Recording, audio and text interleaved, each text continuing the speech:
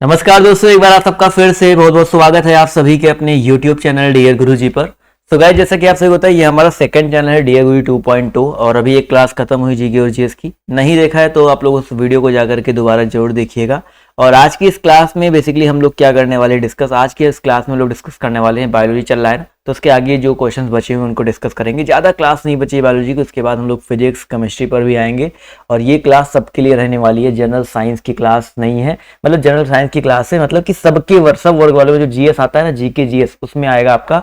और ये हमारा एप्लीकेशन है, नहीं डाउनलोड किया डाउनलोड कर लीजिएगा। चलिए, काफ़ी लोग देखिए यहाँ पर धीरे धीरे जुड़ चुके हैं, तो जितने लोग यहाँ पर जुड़ रहे हैं सब लोग बता दीजिए आवाज़ मेरी क्लियर आ रही है। चलिए, आई होप आवाज़ सबको क्लियर आ रही होगी। तो स्टार्ट करते हैं बिल्कुल आपका समय न गवाते हुए। आज का जो पहला क्वेश्चन देखिए, आज का आपके सामने ये रहा कि विटामिन डी की कमी से निम्नलिखित में से कौन सा रोग होता है। Vitamin D, very easy question, कई बार आपको बताया जा चुका है। तो भैया विटामिन डी की कमी से जो है रोग होने वाला रोग जो आपका कौन सा है, रिकेट्स, जिसको हम लोग सूखा रोग के नाम से भी जानते हैं। ठीक है, विटामिन डी का रासायनिक नाम है जो है कैल्सीफेरॉल होता है। तो जो जो इंपॉर्टेंट पॉइंट्स है विटामिन को, मैंने आपको इतना बता दिया है कि कैल्सीफेरॉल किसका होता है, टोकोफेरॉल विटामिन ई का होता है, इसके अलावा थायमिन विटामिन बी का होता है, स्कर्वी रोग जो होता है विटामिन सी से होता है, स्कॉर्बिक एसिड उसका होता है। तो ऐसे आप लोग याद रख सकते हैं। अगला क्वेश्चन देखिए आपसे यहाँ पर क्या पूछा गया, ध्यान से देखिएगा कि भाई निम्नलिखित में से कौन सा विटामिन सी की कमी से होने का लक्षण है। चलिए, विटामिन सी अगर आपके अंदर कमी है तो इसमें से लक्षण कौन सा हो सकता है। पेट बाहर आना, चलो भाई, पेट बाहर आना, मसूड़ों से खून निकलना। देखो यहाँ पर अगर हम बात करते हैं किसके बारे में, ऑप्शन नंबर ए की बात करते हैं, मसूड़ों से खून निकलना। विटामिन सी की कमी से होने वाला, अगर सी की कमी है तो आपको ये लक्षण देखने को मिल सकते हैं। तो ऑप्शन नंबर सी जितने लोग जवाब दे रहे हैं वो लोग यहाँ पर बिल्कुल करेक्ट हो जाएंगे। अगला क्वेश्चन देखिए आपसे यहाँ पर क्या पूछा गया है कि विटामिन ए की कमी से निम्नलिखित में से कौन सा रोग होता है। विटामिन ए की बात हो रही है और आप सभी को बताते हुए चलना है इससे कौन सा रोग होता है।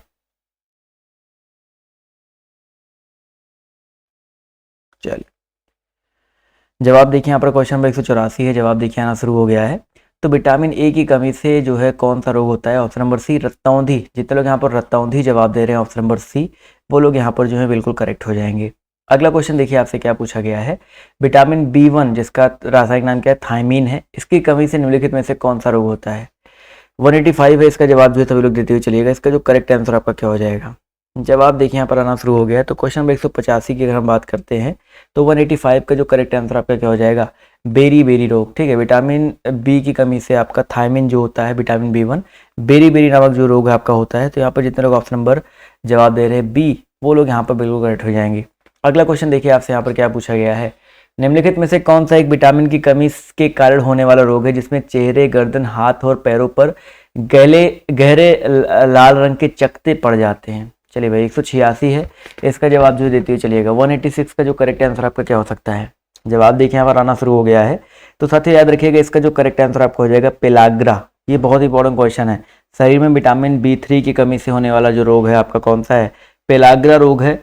और इससे चेहरे, गर्दन, हाथ पैरों में गहरे लाल रंग के जो आपके चकत्ते पड़ जाते हैं। चलिए साथियों, आते हैं बढ़ते हैं अगले क्वेश्चन की तरफ। तो पूछा गया आपसे यहाँ पर, निम्नलिखित में से किस विटामिन की कमी के कारण मसूड़ों से रक्तस्राव होता है और घाव भरने में अधिक समय लगता है। वेरी इंपॉर्टेंट क्वेश्चन है, वेरी इजी क्वेश्चन है। और अभी सभी लोग फटाफट, अभी मैंने आपको बताया था मसूड़ों से जब खून निकलता है तो उसको कौन सा रोग, वो कौन सी कमी से होता है भाई, विटामिन सी। ठीक है, विटामिन सी की कमी से आपका होने वाला रोग है। ये वाला ऑप्शन जो इसका सी दिया गया यहाँ पर बिल्कुल करेक्ट हो जाएगा। अगला क्वेश्चन देखो, सभी लोग यहाँ पर जवाब दो। चलो थोड़ा सा और टाइम देता हूँ, आप लोग भी थोड़ा जवाब देने का प्रयास करो भाई। घातक रक्तल्पता की रक्त अल्पता वह स्थिति होती है जिसमें शरीर पर्याप्त मात्रा में स्वस्थ लाल रक्त कोशिकाएं नहीं बना पाता है, क्योंकि इसमें पर्याप्त मात्रा में क्या नहीं होता है, 188 है। तो दोस्तों याद रखिएगा, जो रक्त अल्पता मैंने आपको कल बताया था, रक्त अल्पता कौन सी कमी से होता है भाई, ये होता है आपका विटामिन बी12। विटामिन बी12 लाल रक्त कोशिकाओं की परिपक्वता के लिए आवश्यक प्रोटीन का संश्लेषण करता है। तो यहाँ पर जितने लोग ऑप्शन नंबर डी जवाब दे रहे हैं वो लोग यहाँ पर जो है बिल्कुल करेक्ट हो जाएंगे। अगला क्वेश्चन देखिए आपसे यहाँ पर क्या पूछा गया है कि निम्नलिखित में से किसकी कमी के कारण पेलाग्रा बीमारी होती है। निम्नलिखित में से किसकी कमी के कारण जो है पेलाग्रा बीमारी जो है आपकी होती है। सभी लोग यहाँ पर जवाब जो है देते हुए चलेगा। क्वेश्चन नंबर आपका 189 का जो करेक्ट आंसर आपका क्या हो जाएगा, बिल्कुल सही बात है sir, option number A, vitamin B3. Vitamin B3 की कमी के कारण जो अभी मैंने आपको बताया था पेलाग्रा नामक जो आपका रोग है आपका होता है। तो ऑप्शन नंबर जितने लोग ए जवाब दे रहे हैं वो लोग यहाँ पर जो है बिल्कुल करेक्ट हो जाएंगे। क्लियर है? चलिए बहुत ही अच्छी बात है। अगला प्रश्न देखिए आपसे यहाँ पर क्या पूछा गया, देखिए बहुत इंपॉर्टेंट क्वेश्चन है। निम्नलिखित में से किस विटामिन की कमी से बच्चों में सूखा रोग होता है? सूखा रोग, रिकेट्स नामक रोग जो है किस कमी से होता है? सभी लोग जवाब जो है देते हुए चलेंगे। क्वेश्चन नंबर 190 है। जवाब देखिए यहाँ पर आना शुरू हो गया है। तो भैया सूखा रोग की अगर हम बात करते हैं, रिकेट्स की बात करते हैं, तो इसे हम लोग हड्डियों का रोग इसके नाम से भी जानते हैं। प्राय बच्चों में होता है, विटामिन डी की कमी से होता है। किसकी कमी से होता है भाई? विटामिन डी की कमी से होता है। तो जितने लोग यहाँ पर ऑप्शन नंबर सी जवाब दे रहे हैं वो लोग यहाँ पर बिल्कुल करेक्ट हो जाएंगे। ठीक है, चलिए बहुत ही अच्छी बात है। अगला क्वेश्चन देखिए आपसे यहाँ पर क्या बोला गया है। बड़ों में जो आपका ये रोग होता है विटामिन डी की कमी से, वो ऑस्टियोमलेशिया होता है, ऑस्टियोमलेशिया कहलाता है। गायों और भैंसों में एंथ्रेक्स फैलाने के लिए निम्नलिखित में से कौन सा प्रेरक एजेंट जिम्मेदार होता है? क्वेश्चन नंबर 191 है और इस प्रश्न का सभी लोग जवाब देते हुए चलेंगे। गायों और भैंसों में क्या फैलाने के लिए भाई? एंथ्रेक्स फैलाने के लिए निम्नलिखित में से कौन सा प्रेरक एजेंट जिम्मेदार होता है? 191 है। सभी लोग यहाँ पर जवाब जो देने का प्रयास करेंगे। जितने लोग जुड़े हुए हैं सबसे रिक्वेस्ट है कि सभी लोग जो है प्रयास करिए, जवाब देते हुए चलिए। इसका जो करेक्ट आंसर आपका क्या हो सकता है? चलिए भाई जवाब देखिए यहाँ पर आना शुरू हो गया है। तो इस प्रश्न की अगर हम लोग बात करते हैं तो इसका जो सही उत्तर है आपका क्या हो जाएगा? जीवाणु। ठीक है, जीवाणु। जितने लोग जवाब दे रहे हैं वो लोग यहाँ पर बिल्कुल करेक्ट है। अच्छा, जीवाणु से एक क्वेश्चन यहाँ पर बन सकता है कि जीवाणु की खोज किसने की थी? तो जीवाणु की खोज जो है हॉलैंड के वैज्ञानिक थे एंटोनिथीन ल्यूवेनहॉक उनका नाम था, ल्यूवेनहॉक नाम था। तो इन्होंने 1683 ईस्वी में 1683 ईस्वी में इन्होंने किया था। तो ये चीज याद रखिएगा। चलिए भाई, जीवाणु से होने वाले रोग जैसे आपका एंथ्रेक्स हो गया, टिटनेस हो गया, टाइफाइड हो गया, डिप्थीरिया हो गया, प्लेग हो गया, हैजा, कालरा, बहुत सारे आपके ऐसे रोग हैं जो आपके जीवाणु से होते हैं। एक और क्वेश्चन नंबर 192, निकट दृष्टि दोष निम्नलिखित में से किससे संबंधित है? चलिए भाई 192 है। सभी लोग यहाँ पर जवाब जो है देने का प्रयास करेंगे। निकट दृष्टि दोष जो है किससे संबंधित है? 192 है। जवाब देखिए आना शुरू हो गया है। तो निकट दृष्टि दोष में दूर की वस्तुएं नहीं दिखती। देखो यार उल्टा बिल्कुल, इसको याद रख लीजिएगा। निकट दृष्टि दोष में दूर की वस्तुएं नहीं दिखती है। अगर हम बात करते हैं कौन से भाई? दूर दृष्टि दोष में तो निकट की वस्तुएं नहीं दिखती हैं। तो इसको जो है याद रखिएगा, ये बहुत इंपॉर्टेंट पॉइंट है, बहुत इंपॉर्टेंट क्वेश्चन है। तो ऑप्शन नंबर जितने लोग ये जवाब दे रहे हैं वो लोग यहाँ पर जो है बिल्कुल करेक्ट हो जाएंगे। चलिए साथियों आते हैं अगले क्वेश्चन की तरफ। तो आपसे यहाँ पर देखिए क्या पूछा गया है कि निम्नलिखित में से किसकी कमी से रिकेट्स नामक रोग होता है? ये क्वेश्चन अभी इतनी बार रिपीट हो गया है तो आंख बंद करके भी जब आप टिक करोगे तो शायद सही जाएगा, बस थोड़ा सा निशाना सही होना चाहिए। तो यहाँ पर देखिए रिकेट्स नामक सूखा रोग जो है विटामिन डी की कमी से होता है। ठीक है, लाइक वाइक कर दो। इतने सारे लोग जुड़ते हो, मतलब ठीक है, संख्या तो इस क्लास में कम ही रहती है। लोगों को लगता है जीएस मतलब होता है कि सिर्फ साइंस वालों के लिए, इसी वजह से संख्या थोड़ी कम रहती है इस क्लास में। बट कोई नहीं, बताइए सर जी, आप लोग शेयर करोगे, थोड़ा बताओगे, थोड़ा जागरूकता फैलाओगे तो उनको भी समझ में आएगा कि जीएस भी जो आपका आर्ट साइड वाले, कॉमर्स वाले, एग्रीकल्चर वाले सबके लिए आता है, जनरल साइंस आपके जी के जीएस वाले क्वेश्चन में। ठीक है, चलिए अगला क्वेश्चन देखिए आपसे यहाँ पर क्या पूछा गया है। स्कर्वी रोग किस विटामिन की कमी के कारण होता है? स्कर्वी रोग, जागरूकता की कमी है। वो आप लोग के जब मैसेज आते हैं मेरे पास इंस्टाग्राम पे, टेलीग्राम पे, तो मुझे पता चलता है कि कितनी जागरूकता की कमी है। अभी तक आधे लोग को ये नहीं पता मैथ किस में आता है किस में नहीं आता है। इतने मतलब समय हो गए, फॉर्म भी शायद लास्ट डेट कल है, उसके बाद भी ये सीन चल रहा है। स्कर्वी, सभी लोग यहाँ पर जवाब जो देते चलेगा। इसका जो करेक्ट आंसर आपका क्या हो जाएगा? चले भाई, क्वेश्चन नंबर आपका यहाँ पर 194 है। जवाब देखिए आना शुरू हो गया है। तो स्कर्वी रोग की अगर हम बात करते हैं तो इसका जो करेक्ट आंसर आपका हो जाएगा विटामिन सी की कमी से। ठीक है, विटामिन सी की कमी से जो आपका स्कर्वी रोग होता है। तो ऑप्शन नंबर जितने लोग डी जवाब दे रहे हैं वो लोग यहाँ पर बिल्कुल करेक्ट हो जाएंगे। चलिए साथियों आते हैं, बढ़ते हैं अगले क्वेश्चन की तरफ। तो अगला क्वेश्चन देखिए आपसे यहाँ पर क्या पूछा गया है, किस विटामिन की कमी से स्कर्वी? सेम क्वेश्चन फिर से रिपीट होगा, बट कोई बात नहीं, परेशान मत होइए। आप लोग बस बता दीजिए किस विटामिन की कमी से स्कर्वी रोग जो है आपका होता है। जवाब देखिए यहाँ पर धीरे धीरे आना शुरू हो गया है। तो भैया याद रखिएगा, यहाँ पर अगर हम बात करते हैं किस विटामिन की कमी से स्कर्वी रोग होता है, तो विटामिन सी की कमी से। ठीक है, विटामिन सी की कमी से होता है। ठीक, याद तो हो गया होगा ना, ascorbic acid, vitamin C, scurvy रोग, तीनों एक दूसरे से कैसे संबंधित है। ठीक है, चलिए अगला क्वेश्चन देखिए आपसे यहाँ पर क्या पूछा गया, ध्यान से देखिएगा और जवाब दीजिएगा। इनमें से कौन मस्तिष्क और रीढ़ की हड्डियों को घेरने वाला पहले ऊतक में होने वाली सूजन है? इनमें से कौन मस्तिष्क और रीढ़ की हड्डी को घेरने वाले पहले ऊतक में होने वाली सूजन है? बहुत इंपॉर्टेंट क्वेश्चन है। तो भाई इसका जो करेक्ट आंसर आपका क्या हो जाएगा? 196 है। जवाब देखिए यहाँ पर धीरे धीरे कुछ लोग जवाब दे रहे हैं, सही गलत वो तो हो सकता है, कुछ लोग तुक्का मार रहे हो। तो मेनिंजाइटिस, ठीक है, मस्तिष्क आवरण शोथ जिसको बोलते हैं। तो ऑप्शन नंबर जितने लोग बी जवाब दे रहे हैं वो लोग यहाँ पर बिल्कुल करेक्ट हो जाएंगे। चलिए साथियों आते हैं अगले क्वेश्चन की तरफ। तो अगला क्वेश्चन देखिए आपसे यहाँ पर क्या पूछा गया है, ध्यान से देखिएगा। क्वेश्चन अगर हम बात करते हैं ट्रांस वसा,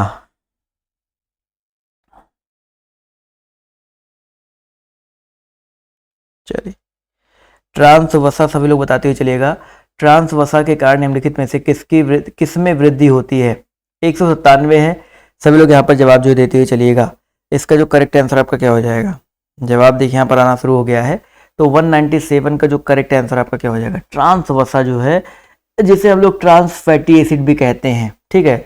तो ट्रांस वसा जो ट्रांस फैटी एसिड होता है तो वो आपका जो है खराब कोलेस्ट्रॉल कह सकते हो, ठीक है।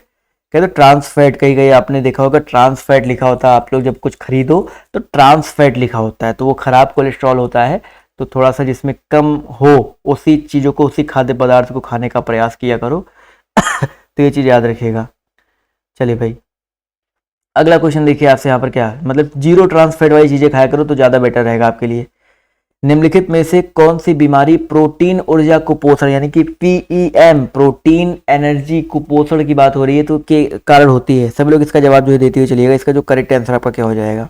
जवाब देखिए यहाँ पर धीरे धीरे आना शुरू हो गया है। तो 198 का जो करेक्ट आंसर आपका क्या हो जाएगा भाई? क्वासी ओरकर, ठीक है, क्वासी ओरकर। जितने लोग जवाब दे रहे हैं बोले तो ऑप्शन नंबर बी, वो लोग यहाँ पर जो है बिल्कुल करेक्ट हो जाएंगे। क्वासी ओरकर, बिल्कुल सही बात है सर जी। क्वासी ओरकर बीमारी आहार में प्रोटीन की कमी के कारण होता है, जैसे थकान, दस्त, चिड़चिड़ापन, झटका, मतलब कभी कभी झटका आ जाता है शरीर में, तो वो सब चीज़ें जो है इसी की वजह से होती है, इसी बीमारी की वजह से होती है। तो जितने लोग यहाँ पर ऑप्शन नंबर बी जवाब दे रहे हैं वो लोग यहाँ पर बिल्कुल करेक्ट हो जाएंगे। चलिए साथियों आते हैं अगले क्वेश्चन की तरफ। और अगला प्रश्न देखिए आपसे यहाँ पर क्या पूछा गया, ध्यान से देखिएगा। इनमें से सोडियम की कमी से हो सकता है, सोडियम की कमी से आई हो सबको पता होगा क्या हो सकता है? चलिए भाई फटाफट बताते हुए चलिएगा। सोडियम की कमी से हो सकता है तो 199 का जो करेक्ट आंसर आपका हो जाएगा निम्न रक्तचाप, ठीक है, निम्न रक्तचाप। तो ऑप्शन नंबर जितने लोग बी जवाब दे रहे हैं तो वो लोग यहाँ पर जो है बिल्कुल करेक्ट हो जाएंगे। चलिए बहुत ही अच्छी बात है, जितने लोग यहाँ पर ऑप्शन नंबर बी जवाब दे रहे हैं वो लोग यहाँ पर जो है बिल्कुल करेक्ट हो जाएंगे। अगला क्वेश्चन देखिए आपसे यहाँ पर क्या पूछा गया है, एंथ्रेक्स के लिए टीकाकरण की खोज किसने की थी? बहुत इंपॉर्टेंट क्वेश्चन है, मैंने शायद एंथ्रेक्स के बारे में अभी आपको बताया था, बट एंथ्रेक्स के लिए पूछा गया टीकाकरण की खोज जो है किसने की थी? चलिए भाई जवाब जो है यहाँ पर देते हुए चलिएगा। तो क्वेश्चन में आपका जो 200 है, इसका जो करेक्ट आंसर आपका क्या हो जाएगा भाई? Louis Pasteur. नाम तो आप सभी ने सुनी रखा होगा, लुई पाश्चर फ्रांसीसी वैज्ञानिक थे और जो है इन्होंने सूक्ष्म जैविकी का पिता भी इनको कहा जाता है। कभी आपके पेपर में अगर आए सूक्ष्म जैविकी का पिता किसको कहा जाता है तो आपको याद रखना है लुई पाश्चर को। रेबीज टीके का आविष्कार भी जो है इनके द्वारा किया गया था, रेबीज टीके का जो आविष्कार है इनके द्वारा ही किया गया था, ये चीज याद रखिएगा। इसके अलावा यहाँ पर लुई पाश्चर करेक्ट हो जाएगा। एडवर्ड जेनर यहाँ पर ऑप्शन में आ रहा है। तो चेचक का जो टीकाकरण है भाई, चेचक आपने सुना है ना, तो चेचक के टीके का निर्माण जो आविष्कार जो है एडवर्ड जेनर ने किया था। रॉबर्ट कोच देखिए ऑप्शन में है। मैं यहाँ पर लिख देता हूँ जैसे आपके पेपर में है तो आप लोग याद रख लीजिए, चेचक करके कर दे रहा हूँ तो इसको याद रखिए, चेचक का टीका, जैसे आप लोग याद रख सको। थोड़ी राइटिंग बेकार है बट आप लोग नोट्स बनाओगे तो आप लोग को हो जाएगा। रॉबर्ट कोच की अगर हम बात करते हैं तो हैजा और कह सकते हैं हैजा के जो टीका कह सकते हैं, जो उसका रोगाणु है उसको खोजा था, हैजा का जो रोगाणु है उसको खोजा था। और इसके अलावा अगर हम बात करते हैं किसके बारे में भाई, पोलियो का टीका किसने खोजा था? इसको भी याद रख लीजिएगा, पोलियो कई बार आपके पेपर में आता है तो जोनस सॉल्क, पोलियो का टीका जो खोजा था वो जोनस सॉल्क ने खोजा था। ये बहुत इंपॉर्टेंट पॉइंट है, कुछ दिन बाद आप लोग याद करोगे भाई कोरोना वैक्सीन को का निर्माण जो किस वैज्ञानिक ने, किस संस्था ने किया, ये भी आपके पेपर में हो सकता है। तो यहाँ पर पोलियो का हो गया। पोलियो ड्रॉप जो है, पोलियो ड्रॉप किसने बनाया था? तो एल्बर्ट सैमिन ने बनाया था। रक्त समूह आज ही मैंने पढ़ाया, रक्त समूह की खोज किसने की थी? जो रक्त समूह होता है आज मैंने इसके जस्ट पहले वाली क्लास में पढ़ाया है। तो रक्त समूह की खोज जो है लैंडस्टीनर ने की थी, ठीक है, यह चीज याद रखिएगा। चलिए भाई अगला क्वेश्चन, बहुत सारी चीजें मैंने बताई आपको। अगला क्वेश्चन देखिए आपसे यहाँ पर क्या पूछा गया है कि तीसरी पीढ़ी के जो टीके हैं वो क्या होते हैं? क्वेश्चन नंबर 201 है, इसका जवाब देते हुए चलिएगा। जो थर्ड जनरेशन के टीके होते हैं, क्वेश्चन नंबर 201 है, सभी लोग जवाब देते हुए चलिएगा। तो याद रखिए तीसरी पीढ़ी के जो टीके होते हैं साथियों वो आपके होते हैं दुर्बल किए हुए रोगाणु, ठीक है, दुर्बल किए हुए रोगाणु होते हैं। जीवित दुर्बल टीके बिना लक्षण वाले संक्रमण के निर्माण के लिए तैयार किए जाते हैं। तो यहाँ पर जितने लोग जवाब दे रहे हैं ऑप्शन नंबर ए, वो लोग यहाँ पर जो है बिल्कुल करेक्ट हो जाएंगे। चलिए आते हैं अगले प्रश्न की तरफ। अगला क्वेश्चन देखिए आपसे यहाँ पर क्या पूछा गया है, ध्यान से देखिएगा। चलिए भाई, बहुत ही अच्छी बात है। और अगले प्रश्न की तरफ अगर हम बढ़ें तो अगला क्वेश्चन देखिए आपसे यहाँ पर क्या पूछा गया है। 1 मिनट रुक जाओ भाई। पूछा गया आपसे यहाँ पर एसरिकिया कोलाई को जल के निम्नलिखित में से किस प्रकार के प्रदूषण को निर्धारित करने के लिए एक संकेतक जीव के रूप में उपयोग किया जाता है। क्वेश्चन नंबर 202 है और इस प्रश्न का सभी लोग जवाब जो है देते हुए चलिएगा। इसका जो करेक्ट आंसर आपका क्या हो जाएगा। चलिए भाई, जवाब देखिए यहाँ पर आना शुरू हो गया है। तो इसका जो सही उत्तर है आपका क्या हो सकता है। काफ़ी लोग के जवाब दे रहे हैं, काफ़ी लोग के जवाब देखिए यहाँ पर बिल्कुल सही आ रहे हैं। तो इसका जो करेक्ट आंसर आपका क्या हो सकता है। चलिए भाई, जवाब देखिए यहाँ पर आना शुरू हो गया है। तो इस प्रश्न की अगर हम बात करते हैं तो इसका सही उत्तर हो जाएगा मल संबंधी पदार्थ। ठीक है, जितने लोग जवाब दे रहे हैं ऑप्शन नंबर डी मल संबंधी पदार्थ, वो लोग यहाँ पर बिल्कुल करेक्ट है। देखो ई कोलाई एसरिकिया, कोलाई का संक्षिप्त रूप है। ठीक है, कोलाई का संक्षिप्त ई कोलाई एसरिकिया। ठीक है, ये चीज़ याद रखिएगा। और ये जो है एक तरह का बैक्टीरिया है जो मनुष्य और पशुओं के पेट में हमेशा रहता है। और इस बैक्टीरिया का ज़्यादातर रूप हानि रहित होता है, लेकिन कुछ ऐसे हैं जो पेट में मरुड़ और दस्त जैसे लक्षण पैदा करते हैं। तो यहाँ पर मल संबंधी पदार्थ जितने लोग जवाब दे रहे हैं ऑप्शन नंबर डी, वो लोग यहाँ पर बिल्कुल करेक्ट हो जाएंगे। अगला क्वेश्चन देखिए आपसे क्या पूछा गया है कि निम्नलिखित में से कौन सी बीमारी से टीकाकरण द्वारा नहीं बचा जा सकता है। ऐसी कौन सी बीमारी है कि टीका के कारण द्वारा जो इससे नहीं बचा जा सकता है। काली खांसी, पोलियो, रेबीज, तो इन सब की अगर हम बात करते हैं तो टीकाकरण से बच सकते हैं। लेकिन दमा की अगर हम बात करते हैं, दमा एक फफूंद जनित रोग है या संक्रामक रोग है जो मनुष्य के फेफड़ों में एक कवक होता है, फ्यूमिगेट्स नामक कवक के बीजाणु से पहुंचकर वहां पर बन जाता है। तो ये चीज़ याद रखिएगा। ये जो है बेसिकली टीकाकरण से नहीं बचता है, इसके लिए जो है बचने के लिए डीपीटी नामक टीका लगवाना चाहिए। बट ये चीज़ याद रखिएगा, ये जो है बचा नहीं जा सकता। खांसी, दमा जो है आपका करेक्ट हो जाएगा। ठीक है, अगला क्वेश्चन देखिए आपसे यहाँ पर क्या पूछा गया, ध्यान से देखिएगा। क्वेश्चन नंबर 204 पूछा गया है, निम्नलिखित में से कौन सा रोग जो है आपका रक्तल्पता यानी कि कौन सा एनीमिया का लक्षण नहीं है। रक्तल्पता, सब लोग 204 का जवाब जो है देते हुए चलिएगा। रक्तल्पता के बारे में मैंने बताया था, रक्तल्पता जो है कब होता है कि विटामिन B12 की कमी से होता है। अब यहाँ पर बताना है रक्तल्पता का लक्षण कौन सा नहीं है। 204 का जो करेक्ट आंसर आपका क्या हो जाएगा। जवाब देखिए बिल्कुल सही आ रहा है। तो 204 का जो सही उत्तर है आपका हो जाएगा मसूड़ों से रक्तस्राव। मसूड़ों से रक्तस्राव विटामिन सी की कमी से होता है, ये चीज़ याद रखिएगा। तो ये रक्तल्पता नहीं है। तो ऑप्शन नंबर सी जितने लोग जवाब दे रहे हैं वो लोग यहाँ पर बिल्कुल करेक्ट हो जाएंगे। चलिए अगला क्वेश्चन देखिए आपसे यहाँ पर क्या पूछा गया है, ध्यान से देखिएगा और सभी लोग जवाब देने का प्रयास कीजिएगा। प्रवाहिका यानी कि डिसेंट्री निम्नलिखित में से कौन से सूक्ष्म जीव के कारण होता है। प्रवाहिका निम्नलिखित में से कौन से सूक्ष्म जीव के कारण होता है। सभी लोग जवाब जो देते हुए चलिएगा। इसका जो सही उत्तर है आपका क्या हो जाएगा। चलिए भाई, जवाब देखिए यहाँ पर आना शुरू हो गया है। तो इसका सही उत्तर जो आपका क्या हो जाएगा, बिल्कुल सही जवाब आ रहा था। प्रवाहिका की अगर हम बात करते हैं तो काफ़ी लोग के जवाब देखिए यहाँ पर आ रहे हैं, साल्मोनेला, सिगेला। तो इसका जो सही उत्तर है आपका हो जाएगा दोस्तों ऑप्शन नंबर बी, सिगेला। ठीक है, सिगेला या सिगलेसिस बैक्टीरिया जनित रोग है जिसकी वजह से प्रवाहिका पड़ने का सबसे बड़ा कारण जो है यही होता है। ठीक है, तो ऑप्शन नंबर जितने लोग जवाब दे रहे हैं ऑप्शन नंबर बी, वो लोग यहाँ पर जो है बिल्कुल करेक्ट हो जाएंगे। चलिए साथियों, आते हैं अगले क्वेश्चन की तरफ, अगले प्रश्न की तरफ। तो अगला प्रश्न देखिए आपसे यहाँ पर क्या पूछा गया है, ध्यान से देखिएगा। पूछा गया है कि उन सभी कारकों का अध्ययन क्या कहलाता है जो एक विशेष रोग के प्रकटन के लिए उत्तरदायी होते हैं। क्वेश्चन नंबर 207 है, इसका जवाब जो देते हुए चलिएगा। इसका जो सही उत्तर है आपका क्या हो सकता है। चलिए भाई, 207 नंबर प्रश्न है, जवाब देखिए यहाँ पर आना शुरू हो गया है। तो इसका जो सही उत्तर है आपका क्या हो जाएगा। उन सभी कारकों, 207 का जो करेक्ट आंसर आपका हो जाएगा एपिडेमियोलॉजी। ठीक है, एपिडेमियोलॉजी कहलाता है। तो जितने लोग यहाँ पर ऑप्शन नंबर डी जवाब दे रहे हैं वो लोग यहाँ पर बिल्कुल करेक्ट हो जाएंगे। ठीक है, तो साथियों ये रहे आज के कुछ इंपॉर्टेंट क्वेश्चन। आपको कैसा लगा आप लोग जो है कमेंट करके जो है जरूर बताने का प्रयास कीजिएगा। तो आज की क्लास को यहीं पर हम लोग करते हैं एंड, लेकिन आप लोग जो है 8 बजे वाली क्लास में हिंदी की चलेगी 8 बजे सीधे, तो उस क्लास में जरूर आने का प्रयास कीजिएगा। तो अभी के लिए बाय, टेक केयर, जय हिंद, जय भारत। मिलते हैं आप सभी से नेक्स्ट वीडियो में। धन्यवाद सभी को क्लास में जुड़ने के लिए।